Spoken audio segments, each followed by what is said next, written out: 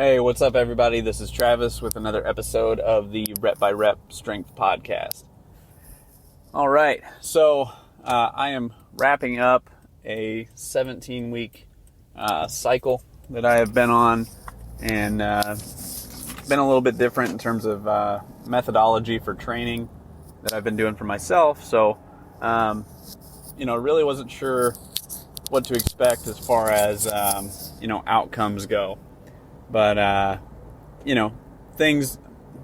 my expectations, I didn't exactly meet the expectations I was hoping for from a purely numbers standpoint. But I'll clarify this in just a moment. So, basically, I tested my squats and deadlifts the other day. Still have one more day to do, and that's where I'm going to test upper body strength. So, anyway, what happened in terms of lower body strength was I didn't hit any new PRs or anything like that. But what was exciting was that my workout time, total time that I tested both of those, was under an hour. So definitely my conditioning level is a lot better because I wasn't as gassed as I normally would be at the same output. Again, doing both lifts in the same day, same testing session.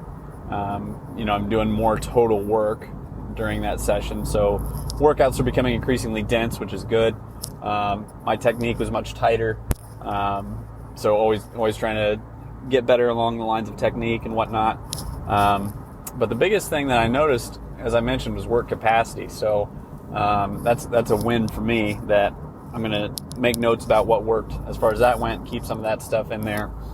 And then the other thing to think about too is when you're process driven and process focused as opposed to outcome driven, outcome focused, is that if you truly love whatever it is you're doing, so in this case training, is I truly enjoy training. It's a major part of my day. Makes me an overall just better person because it allows me to just get some stress out and also demonstrate to my family, friends, what a healthy lifestyle can look like, how it's, because I know my kids are watching everything I do. So if they grow up seeing that and knowing that, dad goes to the gym, he trains, here's what he does or whatever, here's meal choices that he makes, doesn't make. If they can start seeing that example from a young age, that's going to be huge for them in that regards. Now, over the past 17 weeks, let's take a step back and see what's happened. So, I've had the holidays, had a couple days where I didn't feel so well. Also, when I was looking at, the past 6 months, there was also a couple major life events that went on for me. Basically, one of my good friends, his dad passed, and that guy was basically, like another father to me. So had that major event, dealing with that stress, and then the other major stressor as well was my brother passed away shortly thereafter. So that was another stressor. And I remember when I was in college, and all I cared about was just like training in school, and like if training didn't go well, it really ruined my day, and I was pissed off for like a week or whatever. And now that I've matured slightly, I guess, I can see that it's not the only thing. And I'm truly enjoying the process more than ever. I'm trying more things from a training standpoint, from a nutrition standpoint than I've tried before. I'm getting more things dialed in, so it's getting better all the time. And when you realize that, there's so many variables that can affect your training and the potential outcome, you get less stressed about it, and you can really, again, just get super dialed in on the process itself. And so you got life stressors going on, maybe nutrition wasn't great, maybe the kids kept us up the night before, stress from work, whatever. all of those variables affect your day-to-day and affect your training and overall health. So that's another reason why I like to use percentages as kind of a rough guideline when it comes to trying to figure out how much weight to lift or what's a minimum threshold, etc. But I like to think that there's a plus minus percentage with that as well, because RPE, rate of perceived exertion, your perception of what is quote unquote heavy or hard or light, medium, whatever, is going to be dictated by life, So a couple things that, especially being the front end of the year, everybody likes to, outline like, what are my big yearly goals? And, I wrote a couple down, and I made them definitely follow the SMART acronym, right? So, that stands for specific, measurable, attainable, realistic, and time-bound. And, training sessions, I'm hoping to hit 156 this year, which is 3 sessions a week. And that's pretty conservative. So if I exceed that, great. And I'm looking to do 2 to 3 things that are out of my comfort zone this year as well. So learning how to swim. I can swim to save my life, but I can't swim well. So taking a little bit of a swim lesson each week, maybe get into some jiu-jitsu of some kind, some sort of self-defense, whether it's boxing or jiu-jitsu, I haven't decided yet. Final thing that I'm doing is I'm trying to get in 52 sauna sessions this year. And all of those are specific, they're measurable, and you can actually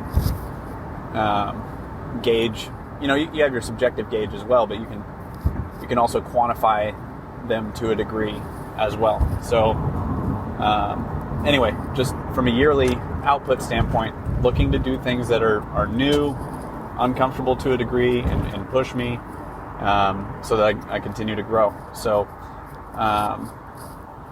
a couple resources that I think will help when people are planning their years. I think a lot of times what happens is that people make these big audacious goals, which are great, but they oftentimes will get discouraged if their adherence drops below 80% or whatever it is.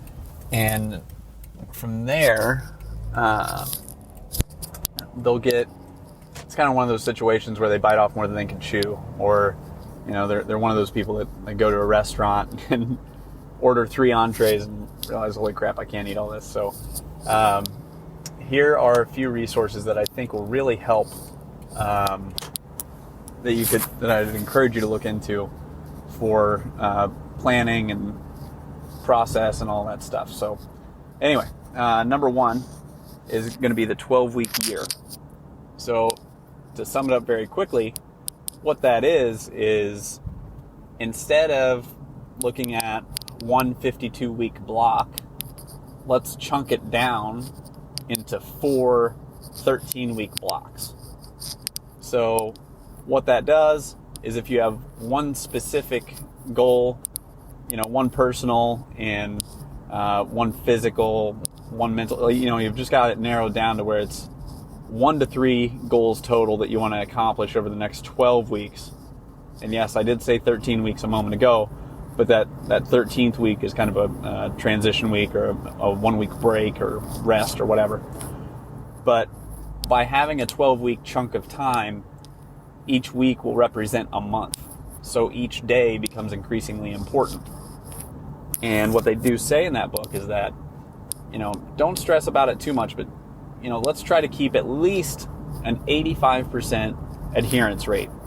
And what they've noticed is, if you can comply with 85% of whatever's most likely to move you towards your goal, if you can comply with that 85% of the time, you're going to have, you're more likely to hit your targets.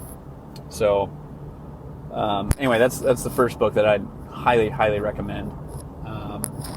The second book that I'm about halfway through right now, but so far is an excellent read, is by Gary Keller, and it's called The One Thing.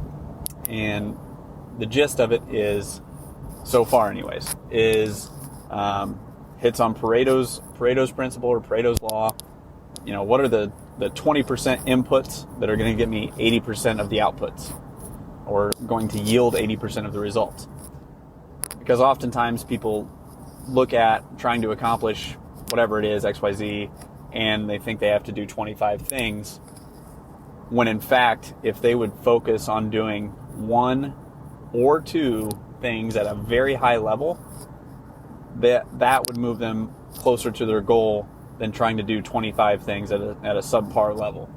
So, simple carryover here to training is like, if you're trying to develop your legs and you do calf raises, knee extensions, leg curls, another calf machine, like whatever, like you're spreading yourself too thin, where it would be better to get technically dialed in with squatting and continue to consistently show up and squat and progressively add weight.